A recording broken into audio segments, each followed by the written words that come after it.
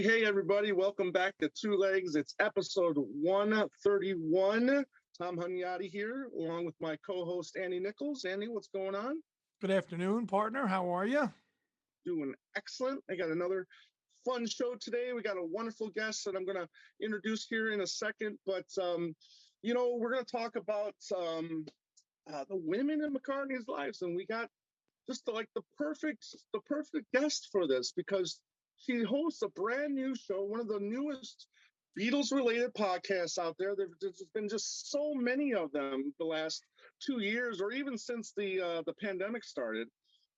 And we're talking none other than Natalia Cardenas. And not only does she host this wonderful show called She Loves You, where they talk about, or she talks about the women in the lives of the Beatles, right? And then she also hosts, or she also has a Cynthia Lennon Instagram page. And Natalia, how are you? Thanks for I, being here. I'm doing good. Thank you so much for having me. I'm so excited.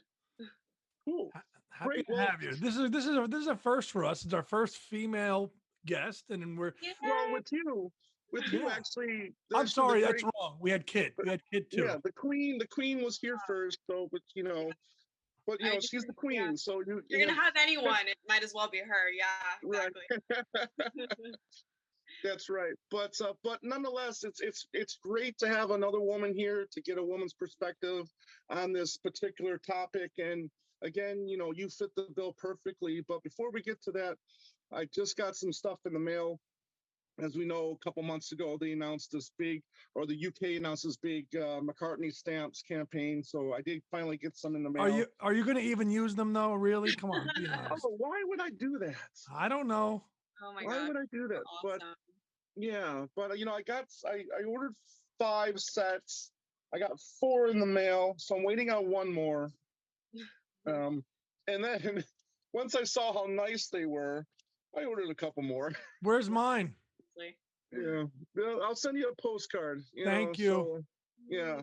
But I was really impressed with these. They're really nice. They're presented nice. They come in this nice little folder, to see through here so you can see it. But you got the McCartney 3 stamps. Oh, I like that. That is Yeah, nice. and then you got the Ram stamps as Oh, well. the Ram ones are so pretty. Oh my gosh. Yeah, Nice and glossy too. yeah. Well, I mean, it's just like I said, it's got that clear cover on it. So Right, to cover it. right. So that's what So they're really cool. There's still, I think, only one thing is no longer available. So there's all these. I mean, I think there's over 30 different variations that you can get. Right. And I think And they're really cool. And like I said, I ordered a couple more. of course So, you did. As you you know, should. Yeah. yes, the McCartney collection, it never stops. So the wheels just keep on going. I did get the Tropic Island Hum Saw yellow that. vinyl 45 in the mail as well. So that was cool. So I'll show that another time. But today, like I said, we're going to be talking about the women in McCartney's life. Let's just say all of them were, pretty much playboys. None of them were. Hear me, women and wives. Yeah, I exactly. mean, You know, they were the um, Beatles. What are you gonna do? what are you gonna do? And like I said earlier, it's going to be cool to hear a woman's perspective on that because they weren't perfect. They fooled around, and I mean they lived the rock star lives. So but the first one we're going to start with is her name was Dorothy Roan. I think that's how you pronounce it. She goes Yeah. by Dot, and she was 16 when they met at the Casbah, probably late '59. I want to say. Yeah, around And there, yeah. you know but here's the thing, is it's kind of funny because her and Cynthia ended up being really close friends. Yeah, they And were best friends, I'd say, actually, a lot of the time. right, right. And back then, John and Paul, they were big Bridget Bardot fans. So Yes, yes. it's funny because Linda became a blonde because of that, for the most part, right? I think she dyed her hair. Oh, Yeah, I mean, it was naturally blonde, but at the same time, I think that's what really drew, like, them to each other was her blondness, her mhm, natural blondness, I guess you could say. But yeah, I'd say something about that. Yeah. yeah. and so, and even though Paul wasn't as like controlling as John may have been, she was still had to, I think Paul made her quit smoking. She made her, he picked her wardrobe, Yeah. and and funny things like that. She couldn't dance with anybody during their performances. Which is like nuts now, but I mean, yeah, I mean, it was, and I always say like he was like a man of his time, right? He Right. which is not an excuse, but at the same time, it's just it was what it was back then, and but unfortunately, she like catered to his every need in a lot of Right. ways, but I think, I mean, it also has to do, I think she was so young, right? They were both Right. so young, and you're like naive and you fall in love and all Right. that. So, yeah. Plus, she didn't have the upbringing that Paul did too. I mean, I think she lived with an alcoholic father as well. She did, yeah, which didn't help because you always like, I guess, seek sort of a, and I don't know if like you seek a man, but I think you seek sort of a person that's going to be able to say like it's going to be okay, like I got Right. you. So, you got this young Paul McCartney who's, not bad looking, and he's telling you all the stuff like, all sweet. Of course you're going to be like, yeah, I'll do whatever he says. Sure. I mean, like, young Paul McCartney tells you to do something. Right. But like most women in that time that got to in that circle, I mean, she first fell for John because of his more rugged, attitude and looks. But then again, he was seeing Cynthia. So, but I get, obviously that didn't stop John from seeing us. Never stopped him, right? Yeah. Yeah, no, I mean it's like it's kind of crazy because like they both, it never stopped them, right? Like obviously, right. Being young, and I think it had to do with a lot the fact that they had to grow up pretty quick, I think also, exactly. Yeah. So I like, we know they had a wandering eye, we know that, but it's just one of those things where it's like, it happened. Right. And then one of the places that they do grow quick is in Hamburg. I mean, they're there. What 3 years in a row, wasn't Andy? I think they performed in Hamburg. I think 60, 61, and then again 62. Yeah, well, yeah, end of 60 or 61, Right. and a little bit of 62. Yeah. Right. So then they're off again. Now they're away from their women. And they're playing. God knows how many hours a day. Overnight. And obviously, like you said, Paul had admit that he was seeing other women at this time too. Yeah. But, but the cool thing was that both Dot and Cynthia came down together to visit. Oh yeah, definitely. Yeah. And like that's the thing, I think like people are like, oh, they probably just wanted to get away from, having to have a girlfriend and all that. But no, John and Paul were really insistent. Like they really wanted them to be there, and Right.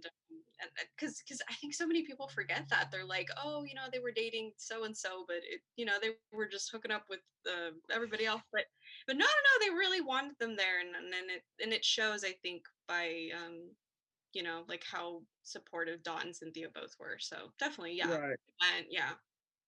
Right. So to kind of like honor that commitment from Dot, I mean, Paul ends up buying her an engagement ring. I think this was in 62. Yeah. But this was before then that she gets pregnant, I believe.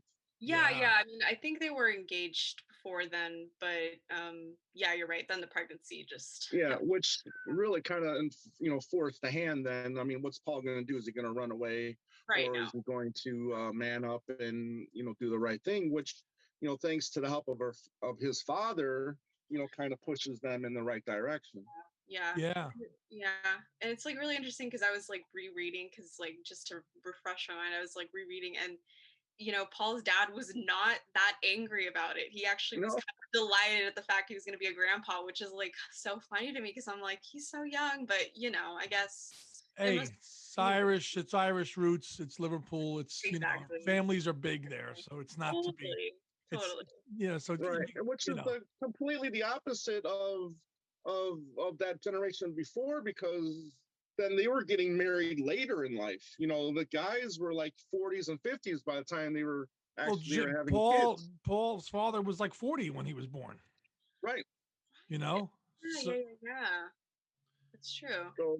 So kind of interesting because then you did see a lot of, teenagers, getting pregnant, come late 50s, early 60s. Well, So, baby boomers, really. right. Post-war Yeah. babies, that whole I mean, generation. Hmm. you had to procreate, right? The men come back from the war, you got to make the babies, you got to provide the home and all of that. Yeah, definitely. Right. Yeah. So I mean, yeah, but then unfortunately, I think it was in the third month she miscarriages, and then all of a sudden it just seems like after that the relationship just kind of fizzles a little bit. Yeah, I mean, I think obviously the pregnancy was the one thing to really like bind the whole like gonna get married thing. And I think Paul realized he didn't have to necessarily be responsible anymore. And I Right. think he realized, okay, maybe, it's done. I shouldn't have to, which is sad because like I genuinely think they did like each other a lot. And I'm like, oh no. You know, 'cause I always do feel for her because she went through so much with him and in a really Right. kind of short amount of time too when you think about it. It wasn't very like long, but Right. you know, Her story hasn't been as well publicized, though. I mean, no, she hasn't really. I mean, you would know better than us, but I no, don't think she's really ever gone on record, really. I mean, about yeah. anything. Well, I think I mean, she is quoted in uh, a few books. She is quoted Maybe in the Howard Soames book. So I mean, it's not like she hasn't been interviewed. She has been interviewed, and I reached out to our friend Ethan to see if he can hunt her down. right, but I mean, even still, it's just like she might be on quoted here and there, but she really hasn't been prolific about her period with Paul. no, and I think she's I think that's totally how she is. She's just a very Yeah. private person. She Right. lives in Canada now, I think, and she has like her Yes. family and And everything. So definitely, but no, you're right. Like even if she has been quoted and all that, I really think it's only like us crazy Beatle fans that We're really the know. only ones that know about these people. Yeah, right. exactly. Exactly. Yeah. Like, not a lot of people do, but yeah. Right. Right. So I mean, Paul has gone on record saying that she was one of the she was one of the nicest women that he's ever been involved with, just under Linda probably. Aw. But then reading, I was kind of surprised that when they went to Canada, the Beatles, when they toured, they got to see each other again, and then in '76 for that tour, they ended up Oh, Right. seeing they each met, other but they again. met back up then, really later on. Yeah, Yeah, they yeah. did. Which is Oh, such a funny kind of like fate is like not letting them not see each other apart type thing. And I right, don't know, I think they were gonna have a baby, so it binds you, even if it didn't happen, like you still have that right. bond. But yeah, they did, which is I love that story. But yeah. Yeah. And it's been said that I think Dot has said this that the songs "Love of the Loved" and "P.S. I Love You" were written about Yes, her. yes. Which I totally believe. I totally Yeah. believe that, 100%. they have that kind of like puppy love charm to them. Yeah, Yeah, Those that's a good songs. way to put it. They That's a do. good way to put it. the So, songs, so yeah. her and Cynthia ended up becoming, like you said, really good friends. I mean, she moved in with Cynthia when she was pregnant with Julian. I Yeah, think a this little thing a was little before then, and then kind of okay. during they were All right. living together. Was Yeah, before she moved into Mendips with Mimi. yes. Before, oh God, yeah, before that. Oh, Oh, yeah. that poor lady. I swear, I don't think I could have ever lived with Mimi. If Oh, you paid me $1 million, trillions, I would be like, nope, no, no, no. well, she was It, like, it, her. I mean, sidetrack, but she was really kind of very hypocritical. Like, she ended up carrying on like, she have like that boarder that like lived with her for a Yes, while, right? yes, And she just yes. it was just like right Which is there. the irony of all ironies, right? right. Yes. She thought nobody knew, but it was so obvious. It was like, Yeah. come on, She's breaking John's chops about all this stuff, and right? that's what she's doing. You're coming across Writing as man in there. yes. Funny But stuff. But yeah, here's that's kind of what Paul's looking for. Someone he can kind of control a little bit. yes, She's not uh she's not out to rule the world. She doesn't look like she's going to be a career woman, like a woman that we're going to be talking about here soon. She looks like she'd be perfectly fine just being a housewife. You know what I maker. mean? Yep. Yeah, which is, kind of, when we talk about Jane, it's kind of like almost what he wants in a way. Right, totally. But in a way, then too, it's also kind of good that they just left it and ended it, because here now this band is just going to is just getting ready to explode. Totally. You know, For sure. you Definitely. know. So probably better off that way. Yeah, no, I mean, I think like obviously things happen for a reason, and I always say that. Like, I'm not really Right. sure I believe in like destiny and all that, but I just definitely think life plays out the way it's supposed to in a lot of certain ways. Right. So, 'Cause yeah, you I think gotta so. think, would Paul get bored of her, kind of like John got a little bit bored with Cynthia, maybe in a way, you know, I mean, they're yeah, there's traveling. no way of telling, obviously, Right. 'cause you never know. Right. Um, I definitely do think I think Paul, of the two, I think Paul was the one who took marriage maybe a little more seriously in a lot of Right. ways. Hmm. But then again, he was young, so like who really knows? I mean, Right. possibly that could have happened, but who knows? Who I really just knows? Right. couldn't see Paul settling down at that age. No. He was too Yeah. creative. I mean, like that's why I think John was very jealous of his bachelorhood to go and be Yeah. the guy to go explore London, the Yeah. underground, the culture, where John is Mhm. just home in I his mean, definitely. mansion, so Yeah, that's totally. I mean, yeah, like I think there was a sort of, I think because I think John said something to that, like, here I was married while Paul was getting all the girls and doing all this, and the He point was I doing all right himself. yeah, I mean, but then again, that's the irony of all ironies, right? It never Right. stopped you, so what's Right. like what's stopping you from just doing what you want? But yeah, I mean, it's just the hypocriticalness. But anyway. Right. That's funny. Well, let's move on a little bit. So that relationship ends up. He does have a couple brief relationships before his next serious relationship, and it's pretty cool because both of them have relationships to other kind of famous people around that time. One Definitely. being Thelma Pickles, who again previously dated Lennon. I was just saying So she was with John before that. She was, yeah, yeah, she was like, she wasn't John's first serious girlfriend, but she was one of the few serious ones that he dated. so do you You know. think they were dating before Lennon or before Cynthia or during? It was after. It was after Lennon and her dated, and he was with Cynthia by that point. So Okay. then Okay. Paul took notice, quote quote, and they dated. Which I'm like, that's so funny. Right. You dating your friend's ex girlfriend, but And then she ended up marrying Roger McGough yeah, from Schofield. That if I'm pronouncing Scaffold, that correct. Scaffold. Thank you. Scaffold. And yeah, yes, we know that he ended up working with Paul's brother Mike. yeah. Small world. Yeah, Small very world. small world. Um, Another little relationship he had was with Iris Caldwell, sorry, who Yes. was a younger sister of Rory Storm Rory Storm in the what? The Hurricanes, exactly. Um, but this one was a little different because she wasn't gonna she seemed a little more fiery, wasn't gonna be controlled, Yeah. wasn't going to be, I'm sure she Tough. wasn't gonna. Yeah. Go She ahead. was tough. She was really, Yeah. really tough. Mhm. And I don't know if you read, but she also did date George before that. Right. So Yes. I she did was, see I that. think I think she was George's first real serious like girlfriend. But it was like the sort of puppy, like 13-year-old, 14-year-old love where it's you hold Right. hands, but you don't actually do anything else. Yeah. But yeah, so it's really, really funny that they all like interchanged a lot. Yeah, they were getting around. Yes. Yeah. Yeah. But okay, so the next serious relationship then would be Jane Asher, which we know. Let's talk about your show before we get into that.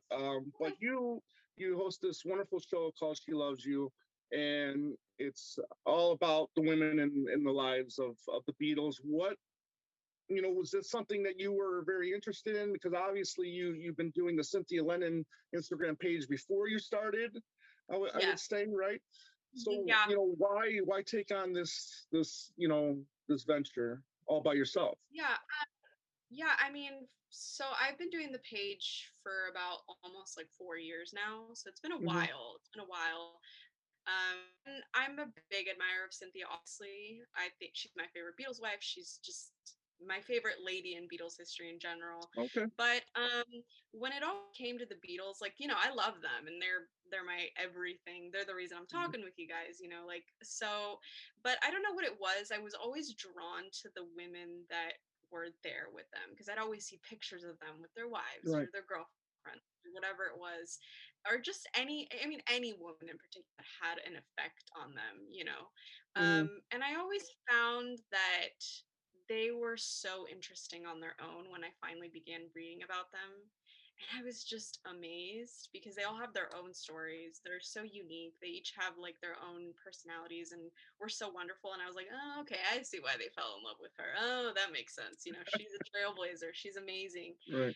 And I still always say that I think women's stories especially need to be told always because it's just so Hmm. important. It's so important. And especially in Beatles history, I always think that women need to be way more represented, and especially like these women that have had such an effect on these like incredible men that Hmm. created incredible music and history. And I just wanted to sort of bring their stories to light and help people understand why maybe these ladies had such an effect on them and why they're amazing. So I just Hmm. really wanted to bring all that, to the forefront for once, Right. because it's always hard when you're reading like a Beatles book or a Beatle biography and it'll have like one mention, oh, and he happened to be married. But then anyway, let's go to this, like it's kind of upsetting because I'm like, no, no, no, there's like way more that you're not even talking about. So Right. I wanted to bring those Right. stories to life, essentially. Talk about the research a little bit. I mean, obviously, like you said, there's not a lot of research or not a lot of information out there about some of these people. I mean, Mo never did a bio on herself, right? I mean, you have to rely on secondhand biographies or whatnot. I mean, talk about doing the research. I mean, has it been easy, finding information on these women? So for some, it has been very easy because Mm. two of them have written memoirs. So it's Right. really Yes, easy. Cynthia's got two. She's got two Right. books. You got Patty. You got Patty. Patty's book, which is fabulous, and everyone should read Hmm. that. Both of the books are wonderful. So obviously for Cynthia and Patty, it was so easy. And even if, and here's the thing, even if Patty didn't write a memoir, you just know so much about her because she's the muse. Hmm. Um, but yeah, no, for two of them, it's been easy. I would say for the other ladies, it's been a bit harder, but the great thing is the internet is just so wonderful. Like Right. people literally just spread information that you wouldn't Hmm. have known about. And with having the Cynthia Lennon page, actually, I've been able to connect with other people that run Mm. Beatle women pages, Beatle Excellent. Tumblrs, Beatle like on Google, and just so many people that I've been able to get information from. And Mhm. it's wonderful because there are other amazing pages. Like there's a Jane Asher page, there's a Maureen Mm. page, there's so many pages that I've been able to just hit people up and say, hey, do you happen to know like what happened in 1966 or whatever, so I've been able to research that way. But it's been years of me just finding stuff, like literally just Right. going out myself, looking it up and finding. And yeah, and also just Beatle books from other people, like Right. who, when they get mentioned or so forth. I read like May Pang's book. I happened to find a copy of it and it was amazing. So like information from that. So just all over the place. I've been Right. scattered, but Yeah. it's taken me a long time to gather all this. Like it has Right. not been easy, but Cynthia's yeah. journey. I'm with you, Natalia. It's probably one of the more heartwarming ones to read in all of her stories. So I'm definitely with you on that because it was so, such a roller coaster for her life and then divorcing John and everything else like that. And I actually got to witness her in person with Julie in Liverpool in Mm. 2010, dedicate the Peace Monument and with a Oh, couple of hundred people. And she was so nice, like to see her really embrace the whole thing again after all that time was pretty special to see. And I remember she got on the stage and she said, "Look at all the Scousers that turned out for this wonderful ceremony." It was just so nice to see her up there with Julian, and she didn't have to do that, her ex-husband, and but she's, she was doing the right thing, and it was really nice to see. So I'm totally with you on that. She's an incredible lady, and she has a little bit of a funniness to her, which I don't think people really realize, and I think that's why, like, I love her so much. And you're so lucky to have been able to see that, because I've never gotten to meet her, and unfortunately she She, passed away in 2000. yeah, she walked right past me to the on the event, but I didn't say hi or anything. But I saw her. Right, right. It You're was, just like, oh my gosh, it's her. Yeah. and it was incredible. And it's like, and of course you know this because you've done your research. It's like, and she was really considered a bit posh. She was from the other side of the water. That's why her family did not like John. Her mother couldn't stand John Lennon. No, no. But I will say though, the irony of all of it is John was in doing my research, and I actually got to go to Liverpool in 2019. I got to go, and I got to Cool. see John's house. But the irony of all ironies is that John was probably way richer than Cynthia was, so it's so Mhm. funny that he would just call her posh all the time, when she was in a way, but not really. I mean, not Right. compared to his house. So it's hilarious. Yeah, yeah. But that Yeah, whole the working class hero bit, right? The whole right, right. I always go, were you though? Were you that well, working? exactly. Yeah, but no, yeah. You are right though. Her mom just hated John, and it's just the funniest thing whenever I read her book again, because I remember there was that one. I think there was a little story about how when they were getting divorced or whatever, she came back to get all the belongings out of the house or something, and John left a note and said, "Beat you to it, Lil," or something like that.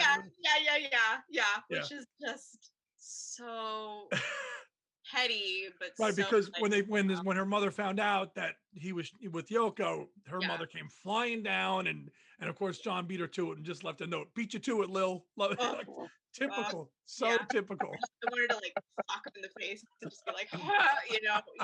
Oh man, I That's swear. funny. Yeah, That's funny. yeah. I'm kind of jealous in a way, of you and the younger crowd, Ethan, and even Hudson, who does the I Know show. Because when I'm discovering the Beatles, when I'm 15, it's 87, 88, and everybody's listening to the hair metal bands, Madonna, Cindy Lauper, Janet Jackson. I mean, all that. Michael Jackson's still big, so I didn't get that, camaraderie, or I didn't get to actually, talk to people. One, because as we all know, and I hate this statement, because we all know there was no internet back then, but, Yeah, right, it is right. what it is. But, so I had to take this journey by myself. And it's just so cool seeing that, people like you and Ethan and others, you get to, find people like us, or, other pages, like you said, so you got other people out there to help you with this, which is really cool. Yeah, no, and I mean, I think that's, like I said, I think that's the best part about being in this community, Right. right? Like, we're all helping each other out whenever Exactly. we need Yeah. information, Right. and that's the best. And like you said, I think it helps that I'm young, but like I've been able to really like get all this info because of the internet, and I'm sort of thankful for it. I mean, I think on the one hand, the internet's done a lot that's like, oh God, like it's been a No, lot. but But to I your but to it's your to your credit, you're tackling all the podcasts are great, right? Everybody's like so supportive, and we all do good things. But yours is unique because it tackles a subject that nobody else has really touched upon. So it's yeah, a real welcome addition. So kudos to you. that means the world. Oh my gosh, thank you, thank you. Did you feel, because in the back of my mind, when me and my cousin Andy wasn't part of the show then, unfortunately, but my cousin and I we're starting this show, and in the back of my mind I'm going, we need to hurry up and get this out, because in the back of my mind I'm thinking there's others out there that are just getting ready to put this out. Oh You know what I yeah, mean? So yeah. I kind of, in a way, I kind of felt like we rushed it when we should have taken a little bit more time. But then, however, when we put out our first episode, little did I know that there was also 3 other, McCartney podcasts by then, and I didn't know. Yeah, yeah, no, it's actually really funny you say that, because um thankfully I was one of the first to Right. do what I'm doing. Yeah. But in recent months, there have been more podcasts coming out, and it's really funny because I'm like, oh, that's great.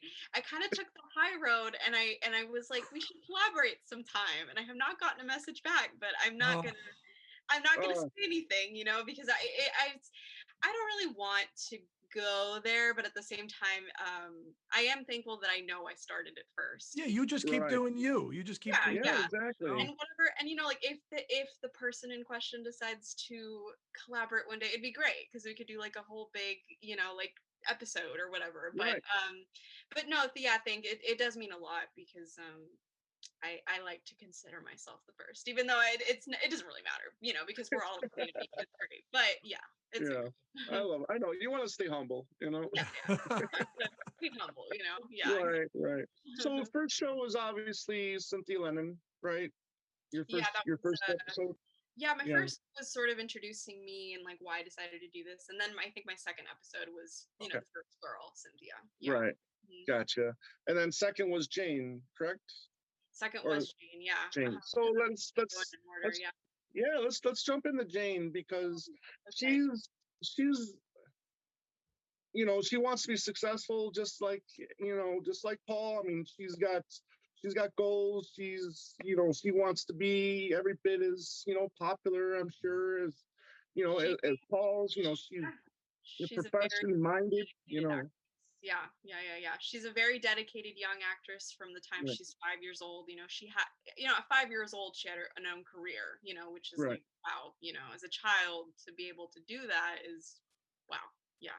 yeah, right. So, but they actually met beforehand. They're doing what they're doing a show at the Royal Albert Hall, and she's there, and I think she's actually doing an interview with them for BBC.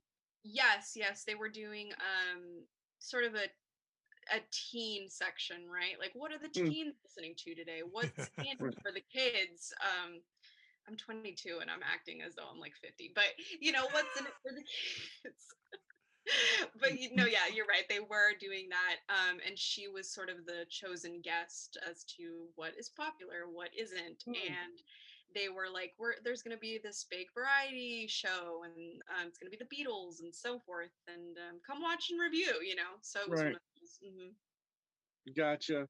So it's funny because then it just seems like then in no time Paul's actually living at their home. Oh yeah, no, I mean that night.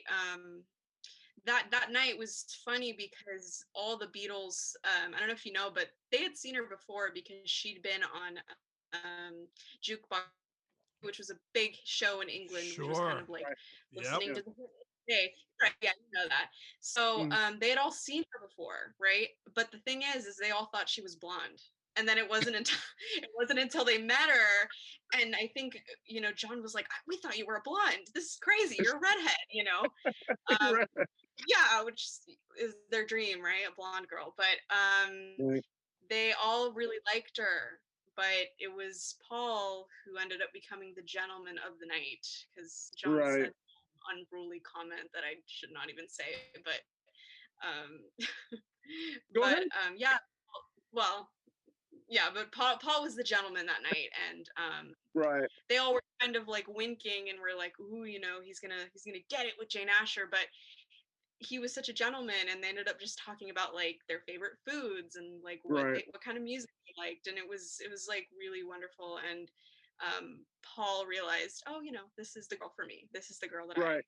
really want to Yeah. be with. So yeah, but Paul's and pretty you're right. much Paul's almost 20, and then here's Jane, what, 2 or 3 years younger. Yeah, she was 17 at the when they Right. met. 17. Yeah.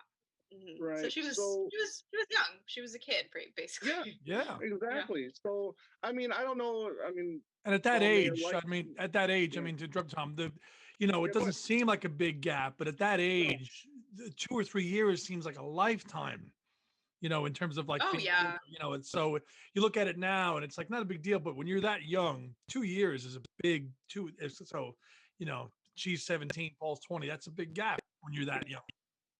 Right.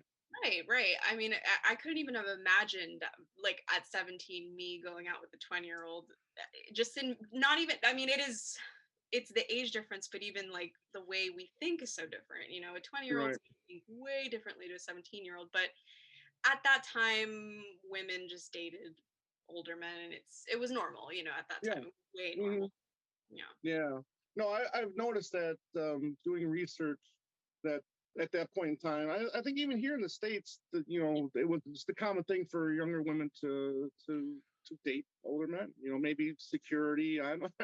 Yeah, You yeah. I know. mean, there's a lot of reasons why it could happen. Yeah. Security, you find the men more like mature. Like Even there's just reasons. John's dad ended up marrying a much younger woman too. Yeah. That's a whole other story, but yeah, yeah. Oh. That's a whole other can of worms, but Oh God, yeah. yeah. So No, anyway, Do you credit the Eastmans, Paul, being with the Eastmans for his kind of like introduction to the whole London culture thing? I think the Ashers had a lot to do with that. Do you agree? yes, yeah, I would say so because as you mentioned, Paul ended up going to live with the Ashers for mhm, about like 2 years. 3 years, I think, Yeah, right? 3 2 or 3 years years. was a Yeah. long time. And yes, the Ashers were a very like influential family. Hmm. Obviously, Peter, her brother, and Jane, they started acting both, and then Peter became a musician. He, Right. part of Peter and Gordon. But um, Mr. Asher and Mrs. Asher, they were very sophisticated Londoners. She was a music teacher at I don't remember what the school's called, but it's a very famous music school, and her father was a psychiatrist, and they were very knowledgeable on so many, like on world culture and languages, and it was such a different world for Paul because he'd never been with a family in general. One, because his mother died, so he didn't have a real big family, but also he had just never been with people that knew so much about like the world and culture Right. and so So forth. sophisticated, yeah. Yeah, Yeah. definitely sophisticated. Yeah. Yeah. I mean that the whole living arrangement kind of has interested me over the years.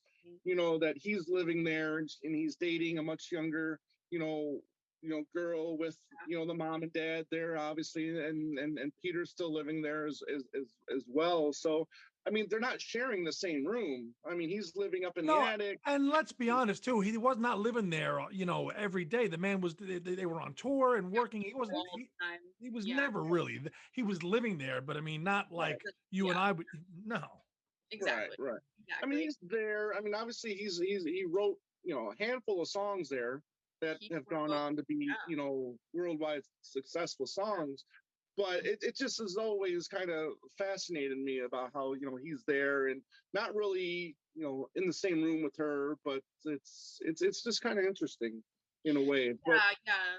I mean, I think it's also interesting because they didn't have a big commitment. They weren't married. right. They weren't, they were just dating. But um, I think that goes to show how much Paul really loved the Ashers in a way. Like he Hmm. was able to be so comfortable with them and say, "Yeah, I'm gonna live with them." Yeah, that sounds like a good idea. Because Right. I think any 20-year-old would be freaked out of their mind to be living with their girlfriend's parents, Parents. really That boring. and it probably the maternal instinct of Jane's mother to like want to like because knowing that Paul lost his Right. mom and he's down here in the South all by himself and he needs Totally. somebody to Hmm. look after him and Totally. And I think that's, like Paul was not gonna say no to that, obviously. no. Right. If I can get a So home and a cooked right. meal and, my girlfriend's living there, why not? I can see her every Right. day now. And again, with John being married and already having a child, it was just easy for him to go, okay, well, my girlfriend's here and they're going to look after me and they're a pretty nice family. I'll stay here. Right, Right. definitely. And I think he also really liked their music room because, as I said, Mm. her mom was a music teacher. So he already had Ah, a room at his dispense to essentially write music all day and just, mess around with instruments he didn't know how to play, So right. it was a perfect situation, essentially, in a Right. lot of ways. Yeah. So we know that Jane's ambitious herself, Hmm. and wanting in her acting field. Annie, you mentioned, Paul's not always there because he's touring the world as well. But then I'm sure when he gets back, he wants to spend time with his girlfriend. But now she's working as well, doing what theater and films as well, right, Natalia? Yeah, she pretty much worked a lot of the time because that's her job, that's her profession.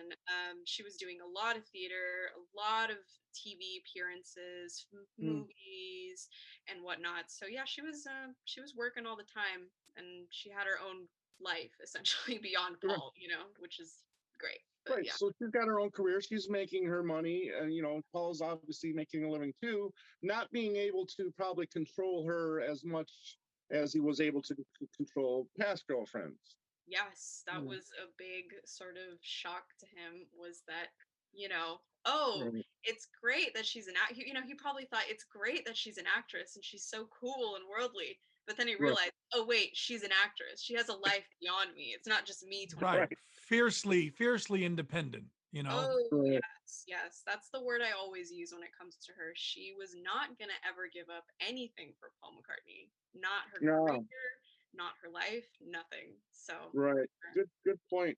Some of those, I mean, I tend to think that Jane was a better muse for Paul lyrically as opposed to Linda, because I mean everything was always lovey-dovey with Linda, which we'll talk later This is a good point. I know where you're going with this. about this, but lyrically, I mean the the on again off again, or the fiery relationship, however you want to call it, with Jane, I mean I think provided some of Paul's best lyrics to songs.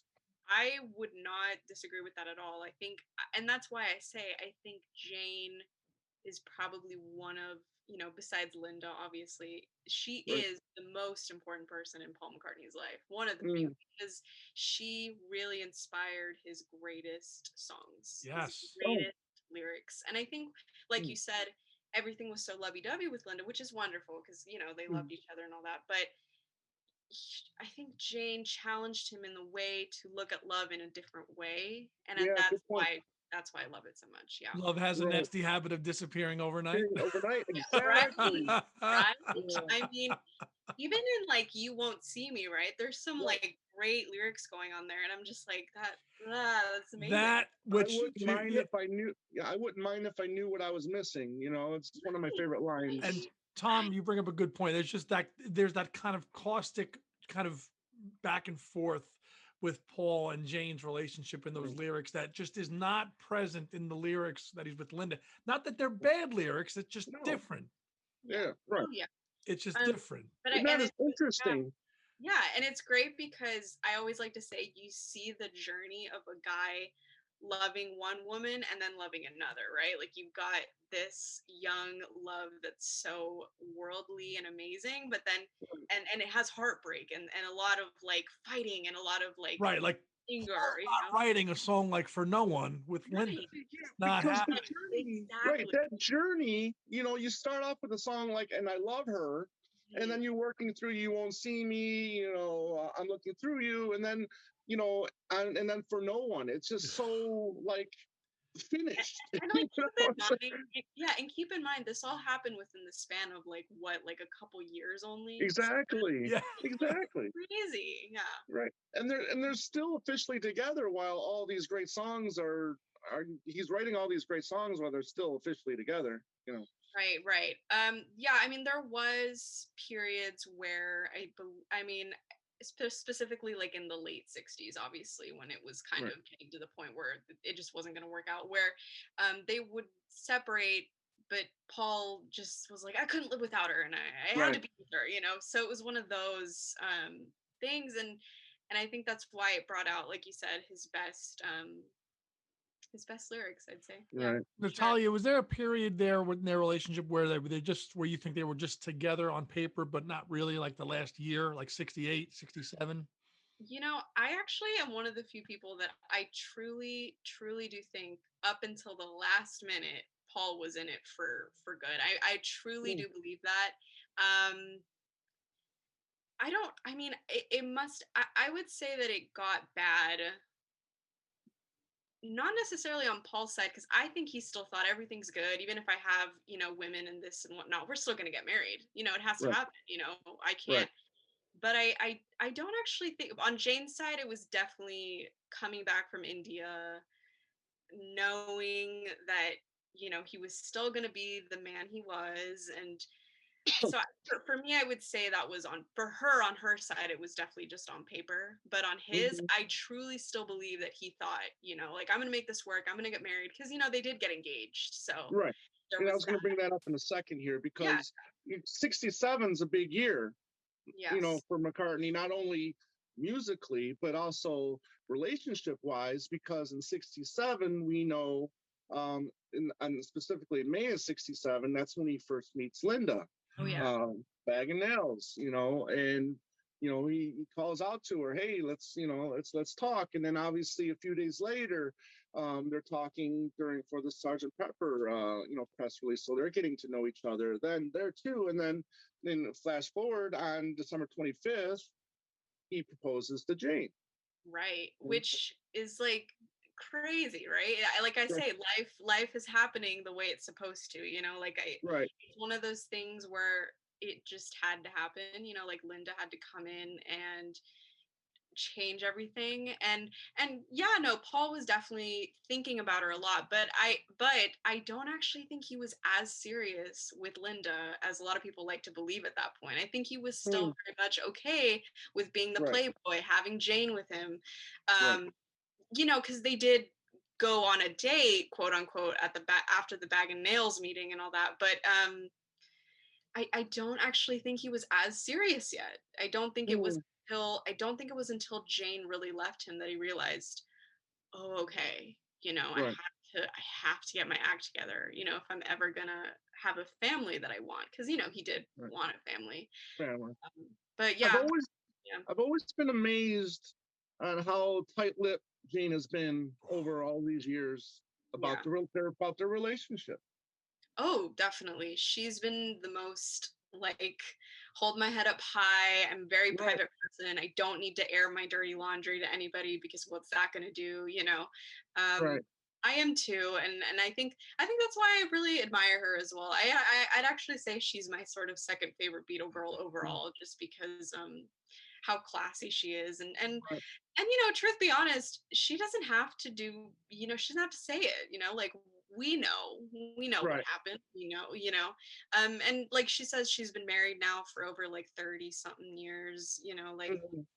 why go there again? Right. but Exactly. but I do know the curiosity. Like, believe me, if she would come out with a book, I'm pretty Oh sure yeah. it would be a bestseller, and I know that we would all Instantly. freak out, the day it comes out.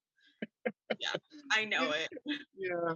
You just gotta kind of like have a feeling because a lot of the women, I mean, there's only been really one that has really been very vocal about their relationship with Paul, and we'll get to that probably in part two of Part this. two. Ooh. Right, right. But other than that, I mean, a lot, Jane, I mean, and others, even going back to Dot, I mean, they've been really respectful to keeping their relationship mostly private. Yeah, yeah, and I applaud them for that, because on the one hand, whose business is it anyway, right? Right, What happened right, years ago.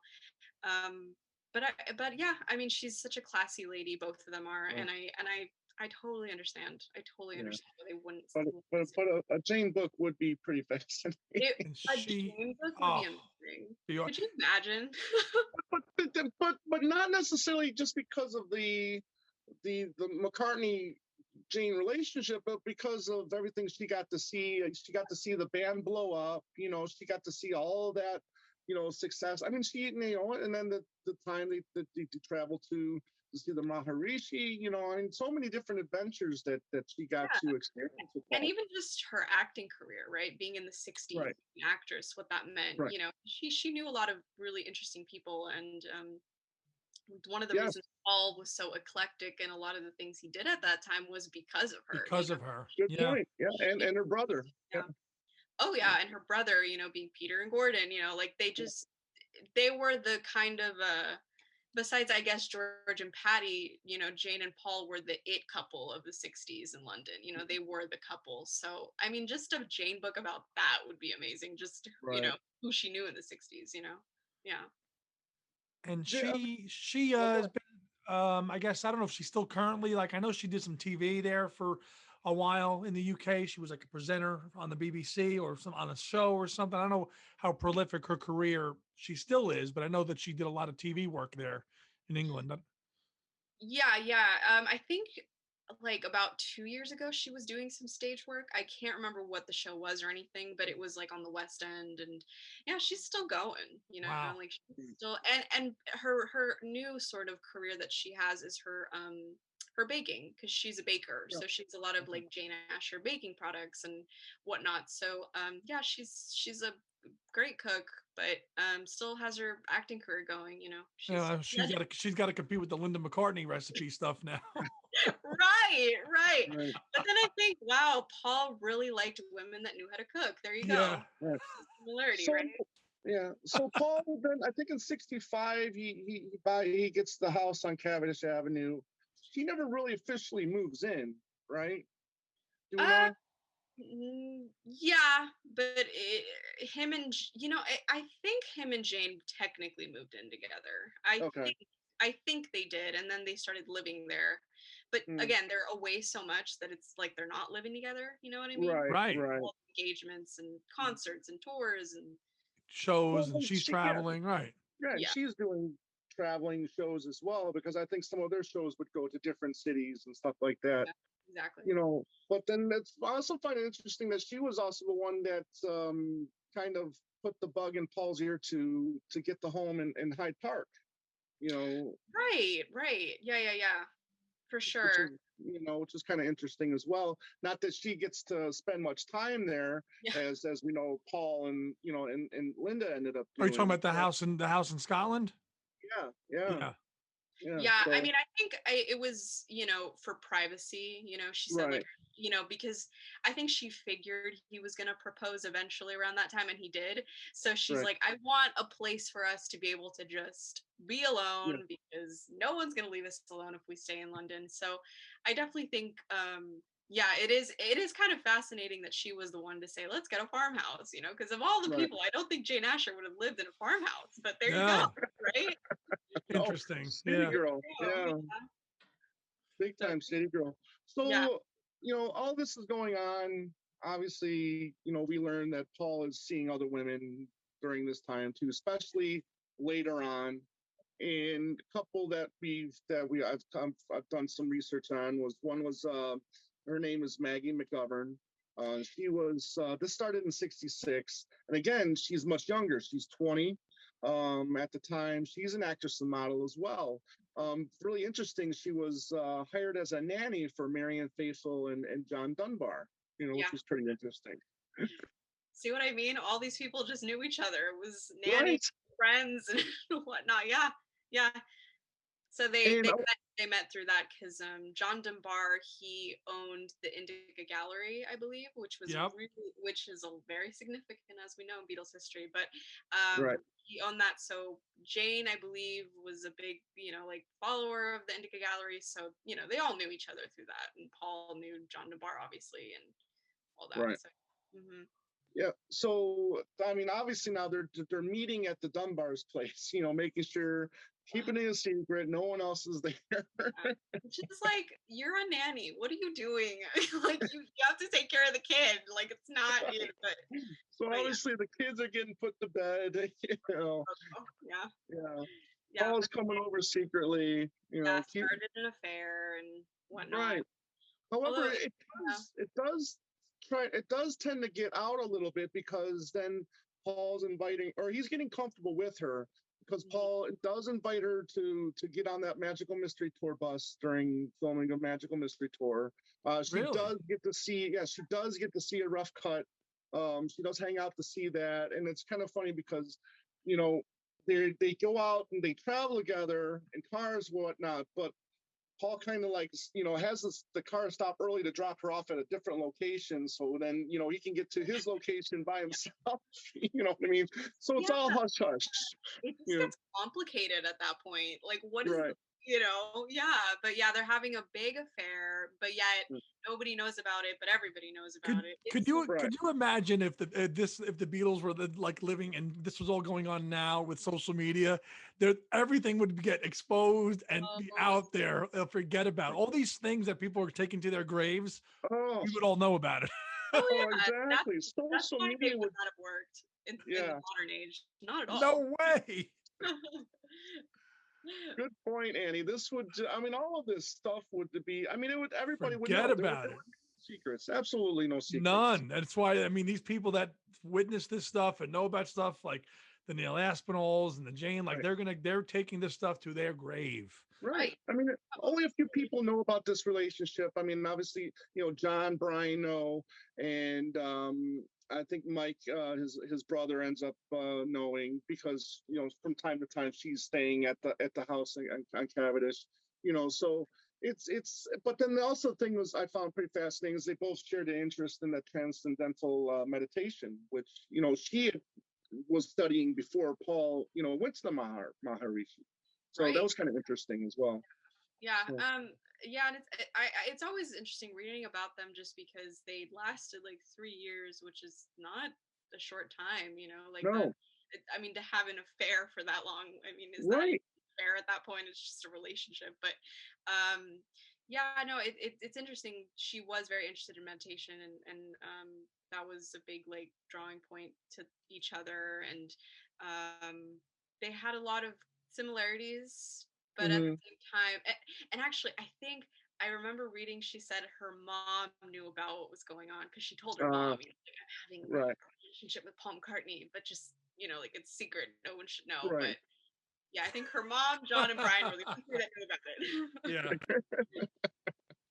It's funny because like you said, it is on again, off again for like 3 years, and it just seems like Paul, is always kind of like in a way, going back and reaching out to her because she is quiet, she is respectful for and keeping the relationship hush hush, which I'm sure he likes. And there are there is literature on how they would just sit and talk together, and have conversations. Yeah, I mean she had to have been a very interesting person, right? Obviously, for him to have had such an interest and want to be with her. But yeah, no, they and I think they like wanted a lot of the same things, which was another thing. But it was an affair because at the end of the day he still was with Jane, right? There's that problem. I was also reading that he even asked her like, what do you think about getting married? And I was like, well, let's see what happens. No, he even said like, do you want to get married one day maybe? But in her mind she's thinking I'm like 21, but she said, oh, maybe one day, but to him I think that meant, okay, she's not ready, she doesn't want it, she's not gonna want to marry me. But then I think I was reading an interview she did and she was like, I should have said yes in that moment. I know I should have said yes and it was the biggest mistake of my life, but just one of those things where things happen for a reason, right? Exactly. So the other interesting relationship that happens while Jane is still technically in the picture is the relationship with Francine Schwartz, who at that time is 24 years old. Kaboom! Kaboom! Exactly. Yeah. 24-year-old New Yorker who makes her way to the Apple offices in Wingmore Street. She wants to propose some kind of script, which she thinks that Paul would be perfect in. She makes her way in her offices. Paul does notice her. Paul does take her to a side room for some kind of meeting. They all go to Paul first to pitch ideas, including Yoko. They all go to Paul first, including Yoko. I think he's the easiest one to get through first. Most approachable, probably at that point in time. Yeah. Although I feel like if you're gonna like approach someone with an idea, go to Ringo. I feel like he's down for anything. Why would you go to Right. That's funny. So they have this conversation. She never pitches the idea.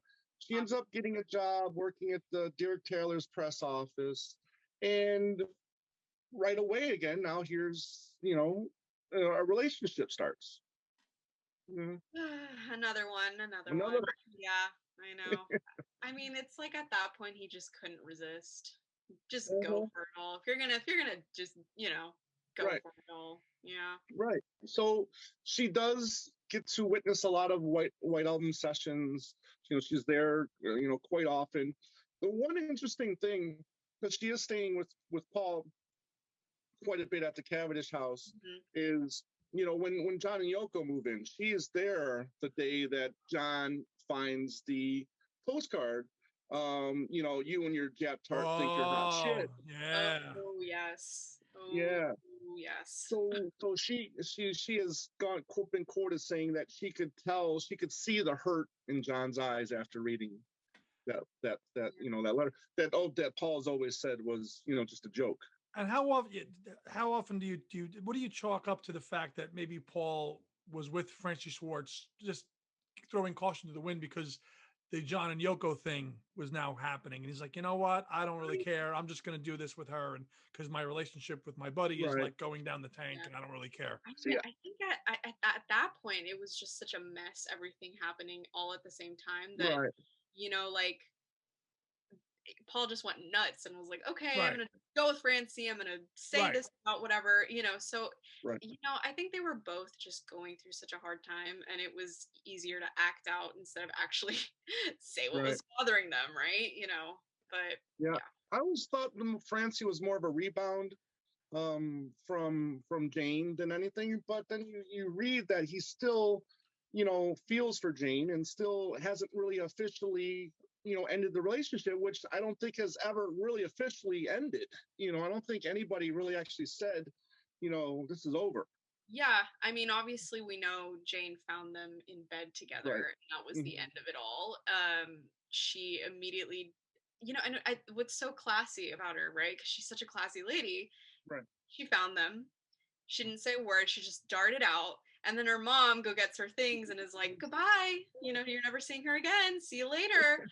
Um, but Right. but I think she even said it, like, I didn't technically end it, but it's over. Like, Right. he knows that it's Right. never going to happen Which again. is so weird when you think about like Paul's relationship with Peter Asher, which continues past Jane, and Continues. Peter, Yes. Peter, even to this day, still talks fondly about Paul. So it's like, He wrote a whole book about the Beatles that came out pretty recently. Like it is just. But I will say, I think it has more to do with the whole we're both music colleagues and we both work in the same world, so Right. we're obviously going to run into each other, and we better make the most of it. Yeah. But I do think Peter did have a fondness for Paul. I think he always liked Paul, and maybe not for his sister, but I think he liked Paul just as a person. right, right. Yeah. And, in all this time, again, still, we're reading that he's still in the back of his mind has Linda. So I mean, he goes to New York for the Apple thing. They're in California for the Tonight Show, and they meet up, and then the next day, he's calling her, hey, come to London, and so it all is going back to, in a way, going back to Linda, all while he's still in this, he's still in kind of this. I would say I don't know if you say he was still in love with Jane, but he still had probably Yeah. feelings for her. I mean, he was in a mourning period for Yeah. sure. I was reading, I can't remember whose book it was because I've read so many Beatle books in my life, Mm. but it was someone who worked with them. I remember that. And there was a quote where he was saying that Paul, there would be nights where Paul, this is like after they, broke up, but there would be nights where Paul would just be drinking like a whole bottle and would say, like, I messed up my life. She was the best thing that ever happened to me. I'm a horrible person. Like, what am I going to do now? He was really depressed, because that's a 5-year relationship. That's not something that goes away, even if there was problems and, like affairs and all that. It's tough. Yeah, he was. Well, and you bring up a good point, because that right there just shows that he has a conscience, and he Yeah. can admit that he screws up. Whereas, like, maybe you don't have that same feeling with John where he starts this big relationship with Yoko. He doesn't really feel like he messed up his life. Yeah, because he felt he needed to broadcast to the world, look at the better choice I made and look at how happy I am. But reading Cynthia's book, that's probably not true in a lot of ways. But at least, like you say, Paul knew what he did and he knew how bad he messed up, and he figured, I'm never gonna find someone as good as Jade, so he had a conscience, right? Like, he's actually, not that John isn't a good human being, but Paul at least knew how he messed up, Right. So, yeah. Right. So we get we're in 68 right now. Linda's gonna come to London. She's gonna get dropped off at Paul's home, wait for him to come back from, I think it was a White Album sessions, yeah. But we're gonna talk about that on part 2. Whoa, man. All right, yeah, the big love story. I love it. Because enter, exit, Jane. Welcome, Linda. Yeah. Welcome, Linda, because this could be a 3-hour conversation. You know what I mean? This could be like a 2-month conversation, I swear. Yeah, exactly. Exactly. But Natalia, before we go, I want you to talk a little bit more about your show. Tell us about where we can find it. What's up with it, because you did take a little bit of a break from the show, right?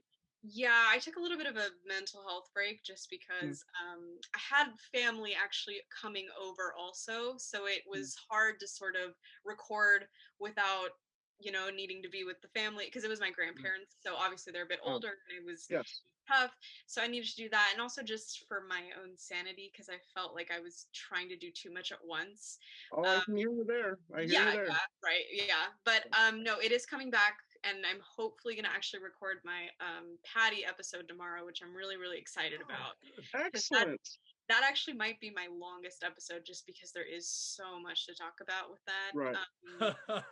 There's just so much, but for now, you can find me on Spotify and Apple Podcasts, but I just got Anchor, so I'm hoping I can put it to more outlets and all that, so I hope I can have way more ways for people to listen if they don't have Apple or Spotify or anything like that. And I'm actually thinking of maybe putting a lot of the episodes on YouTube, just so people are able to listen. Absolutely. That would be a great idea. Just more exposure, really. Definitely. And it's easier too. You click in YouTube, and there it is. It's right there. I mean, a lot of times people got to go on Google. You got to click the name of the podcast, and where is it? Yeah. So so most likely that's sort of new things coming. That's gonna be the next step. But for now though, Spotify, Apple Podcasts, it's we'll see how it goes. But I am coming back, and I'm recording hopefully tomorrow. So awesome, that's great. Well, we look forward to that. And then the Cynthia Lennon Instagram page, and that's just what, Cynthia Lennon on Instagram? Yeah, Cynthia Lennon Daily on Instagram. Okay. Yeah, I try to update as much as I can. I do it every 2 days, I'd say. Not every day, just because I used to post every day, but it's gone to the point where I'm like, I can't keep looking for quotes every single day. This is getting a lot, But you can follow me on there. I'm pretty active on that page, so if anyone wants to shoot me a message or anything, I'm there. But I try to just kind of update it with facts and like daily quotes and all that. Mainly because there's just so much on Cynthia that you've read, but there's so much more that we don't know that's not in her book. But so I try to update it usually, and it's been like almost 5 years now, and it's great. It's wow. Yeah. Great commitment right there. That's great commitment. Yeah. I've gone to speak to so many like people that knew Cynthia and John, and it's been like amazing, because they're great. Just, like, they're so now, let me ask you that. Can you see yourself doing that on your show? Interviewing people that knew? Yeah, actually, I'm hoping, with after talking with Ethan, he was like, I have a lot of people that I know, and I can just let you know. I'm hoping to bring in more people. Like, I'd love to have you guys on just to talk about like your favorite Beatle girl and like why you like them and all that. Thank you. Yeah, so that'd be fun. I'm hoping to have Ethan on the show. I'm actually hoping to get an interview with Jude Kessler maybe one. Jude's wonderful. Jude is wonderful. Just because I love her books on John. Like I'm reading like the second one right now, and it's just fabulous, and everything she's done for Cynthia, and even like May Right. Pang, 'cause I know, she's a big May Pang person, and I love that because I'm a very big May Pang person. But Right. yeah, so I'm hoping to get her perspective on, Cynthia and all the women in John's life. And yeah, I'm hoping to speak to more people, like hopefully as time goes on. And I'm trying to even get Helen Anderson, who was like a really big friend of John's and Oh, Cynthia's, maybe yeah. speak, but I'm sort of working my way up there because me and Helen have spoken a lot, but Oh, wow. Cool. I'm a little anxious, as she might say no, which is totally fine, but I'd love It's going to happen, unfortunately. Yeah. Every once in a while, Yeah. you'll get somebody that will say no, and it'll hurt your feelings for a couple minutes, and then you'll just move on. I know. Yeah. So hopefully, maybe, if all goes right, I'll have her on the show because I would love Right. to hear like That would be a great score. Oh yeah, because I her and John were, besides Cynthia, her being friends, her and John were just close as could be, and Yeah. we're wonderful friends. And we're getting to the point now, these people are getting up there, and there any chance that, of anything they can share with us, is they're either going to share it or we're not going to know about it, because It's gonna true. it It's becomes so true. fact, or once they're gone, it becomes myth. So these, Oh, totally. Yeah. So it's you got to get it out there now before anything happens. Yeah. any Absolutely. chance that you can get these people to talk, it would be great. So good luck. I know. Hopefully, we'll see. We will see. But yes. That's awesome. So what we'll do is we'll put the links to all of your stuff, when we post this show. But Natalia, it was wonderful having you here for part one. You're great. I'm really looking forward to part two, because this was a really great conversation. And Andy, anything you want to add before we sign off? No, it could be maybe even a three-parter. We'll see, because Linda could just be part two, and then Right. Heather might even just be a part three. Oh God, yeah. That could be like part 7 at that point, because there's Oh just so my much of that. God. But yeah, no, I'm looking forward to it. It's been a blast, and a refreshing episode to record. So thank you. Well, Right. thank you so much for having me, you guys. Honestly, it's Yeah. been so much fun. Thank you. You got it? Do you have an email that you want to, or do you want people to get in touch with you or anything like that? Do you have Twitter or anything like that? Or I mean, I have. I'm gonna keep all my stuff private just because privacy. that's fine. But if anyone wants to shoot me an email, it's nataliam2790@gmail.com. I'm always there, so just hit me a message if anyone wants to know any info on Beetle Girls. I am here. I am your source. Excellent. So thank you once again. You can find Two Legs everywhere, obviously, Facebook, Instagram, Twitter at Two Legs Podcast. You can like our pages there. Check out our YouTube channel, Two Legs, a Paul McCartney podcast. We're inching ever so closely to 600 subscribers. So thank you for that. Yeah, and the end of our Ranking the Track series is coming to a close here real soon. I think right now we've got a tentative date of the 17th to record our last episode of that with some family members. We're going to have my old co-host David Gargalino on, our art director Ethan Alexanian, and our musical director Dylan Seavey. It's just going to be the 5 of us, kind of like a little bit of a family reunion type thing, and we're going to rank the tracks of McCartney 3, and really looking forward to that. That should be a lot of fun. And email us at twolegspodcast@gmail.com. There's always the website twolegspodcast.com, right? That's Andy? it. Yep, that's it. And man, a lot of ways to get us. You can find us on Spotify. You can find us on iTunes, iHeartRadio, Podbean, this one, that one, and anywhere that the podcasts are. And you got us there, Andy. So thank you. No problem. No problem. Google is your friend. Yeah, there you go. So everybody out there, thank you again for watching. We'll be back with Natalia in a couple months for part 2. Really looking forward to it. So as always, everybody out there, have a great day and a beautiful night. Take care.